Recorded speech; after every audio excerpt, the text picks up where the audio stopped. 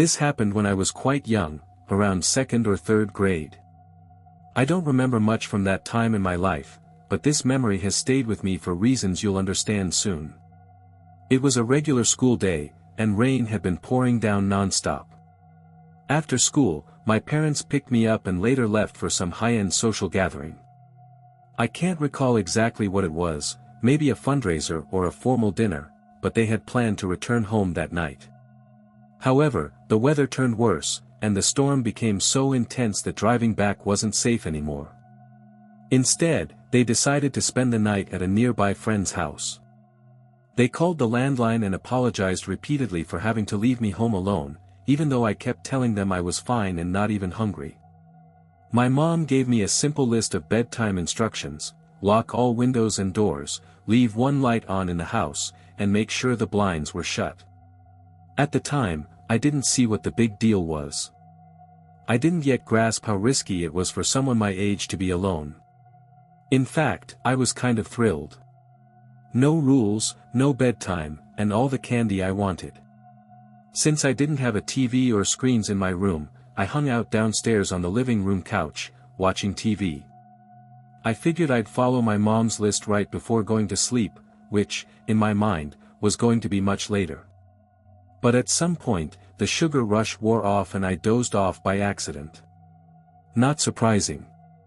I don't remember what time I woke up, but the TV had gone into sleep mode, so I'd been out for at least a few hours. When I woke up, I noticed the room felt significantly colder. Not completely out of the ordinary, since nighttime usually brings a drop in temperature, but it was noticeably chillier than expected. I thought about just rolling over and going back to sleep, but then I remembered my mom's checklist. I didn't want to get in trouble, especially after she trusted me to stay alone, so I got off the couch and went to check everything. I locked the front and back doors, pulled down the blinds, inspected the windows, and checked the light. Everything was secure. But even so, the cold didn't make sense. I touched a couple of windows to be sure they were fully shut, and they were. I assumed the heater had failed due to the storm and didn't think more of it. It was a reasonable explanation for a kid, and I was far too tired to dwell on it. I headed upstairs to my bedroom, ready to crash. Once in my room, I finally realized just how intense the storm was. The living room sits at the center of our house, so I hadn't heard much of the weather from there. But my room had a big exterior window. I could hear rain pounding like it was trying to smash its way in. Every few moments, lightning would flash followed by ear-splitting thunder. I wasn't particularly afraid of storms, but I remember worrying a tree might fall onto the house. Maybe that's why I struggled to fall back asleep, even though I'd been exhausted earlier. While lying there, I started noticing strange noises, creaks, like wood shifting. But the floor was carpeted, so it couldn't have been coming from my room. At first, I assumed it was a tree swaying in the wind, but the sound didn't match. I'd heard storms before, this was different. It started getting to me. The storm wasn't keeping me up, that noise was. Eventually, I sat up and scanned the room, not really sure what I was looking for. I tried to focus past the sound of rain and thunder. Then a lightning flash lit up the room. Everything seemed normal, except for one thing.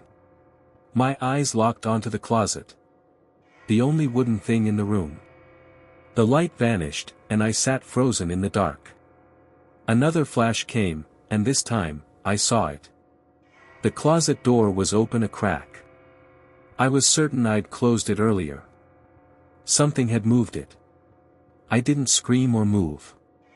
I just quietly got out of bed and made my way out of the room. That walk felt endless, like I was crossing a canyon on a tightrope. Once downstairs, I crawled under the dining table and finally let the tears fall. I had no clue what to do. There was someone in my room. In the house. And my parents were too far to help me.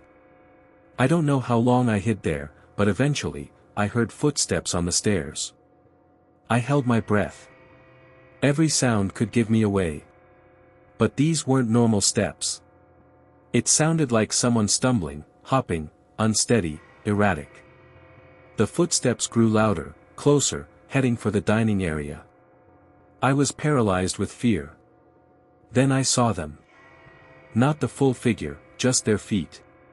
Two pale, muddy, yellow-tinted feet. They were soaked and scratched, covered in cuts, like they'd walked through thorns. I couldn't even tell if they were male or female, the legs looked almost disfigured. They were swaying, barely balanced. Then, they dropped something. A wrench.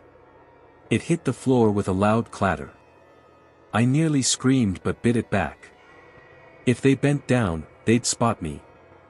I stayed perfectly still, staring at their feet, which remained motionless for what felt like forever.